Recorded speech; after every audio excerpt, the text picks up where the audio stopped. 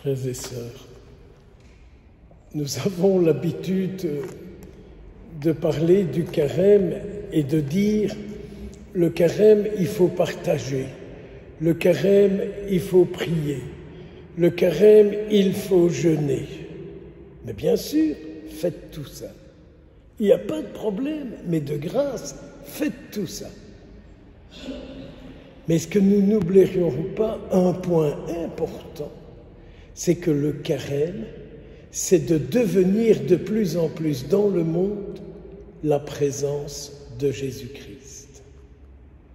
De Jésus-Christ qui pardonne, de Jésus-Christ qui comprend, de Jésus-Christ qui écoute, de Jésus-Christ qui ne juge pas, de Jésus-Christ qui ne met personne, qui ne rejette personne, personne.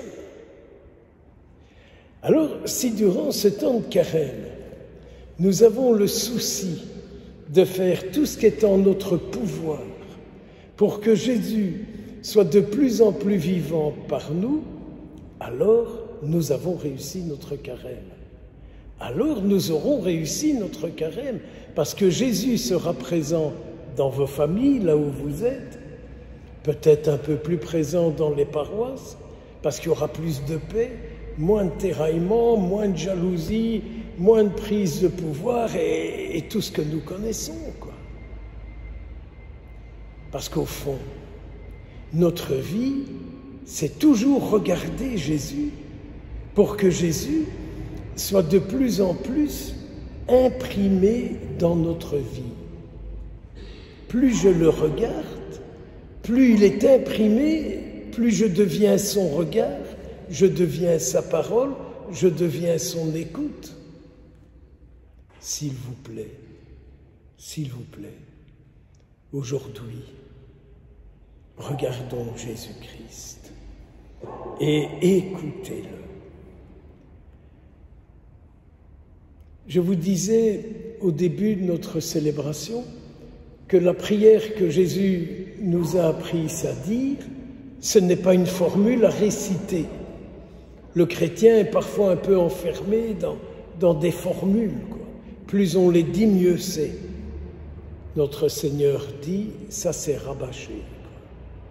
Mais Jésus dit, vis ce que tu dis et deviens ce que tu me dis, alors je serai avec toi. Deviens ce que tu me dis et alors je serai avec toi. Mais Seigneur Jésus, nous qui sommes ici, nous n'avons pas d'autre désir que ça. C'est d'être avec toi et que tu sois avec nous. Priant tout cela un peu cette nuit, un peu ce matin, je n'ai pas pu me détacher d'une parole de Jésus-Christ dans l'Évangile que je vous partage. Notre Seigneur Jésus dit, « Si vous ne pardonnez pas aux hommes, votre Père non plus ne vous pardonnera pas vos fautes. » Alors, ça me tourne dans la tête. Et je demandais un peu au Seigneur Jésus qu'il me fasse comprendre ce que cette parole signifie pour moi.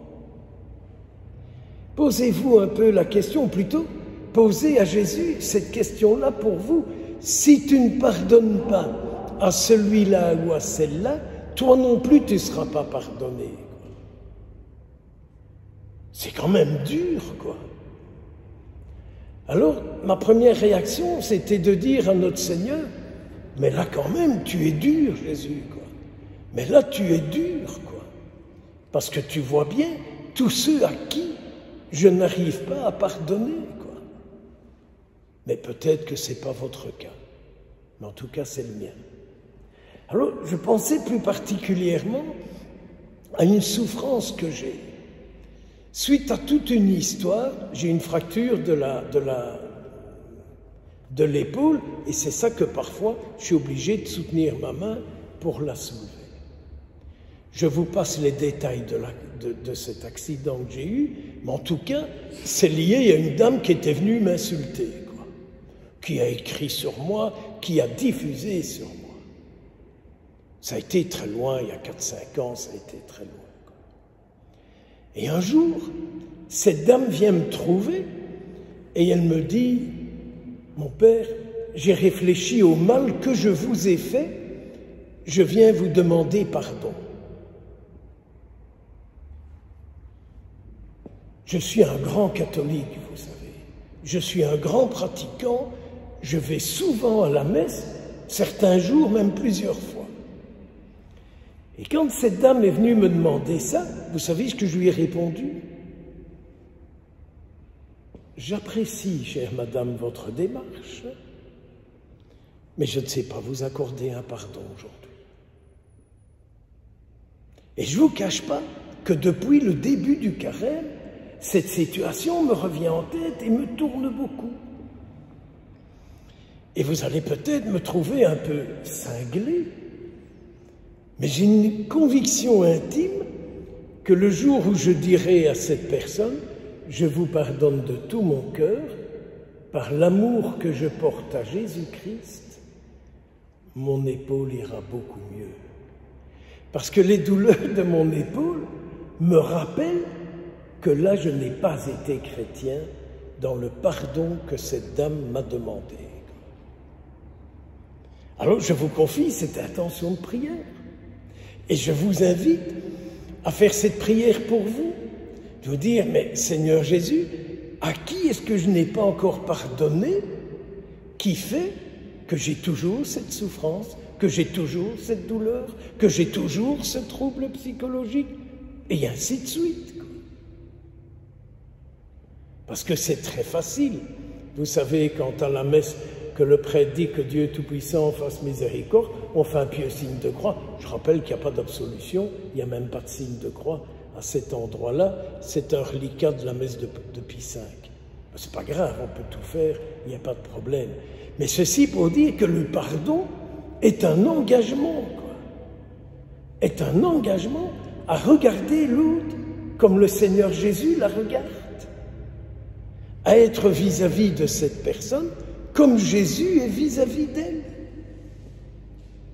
Finalement, le refus de pardon, vous savez que c'est un mauvais esprit en nous. Quand je dis « Ah, celui-là, je ne pardonnerai jamais. Ah, ce que celle-là m'a fait, je n'oublierai jamais. » Et blablabla, blablabla. Bla, bla, bla.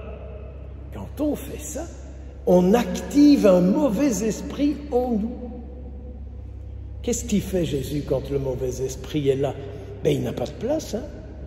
Il se tire, quoi. Jésus n'a pas de place quand on donne vie à un mauvais esprit en nous.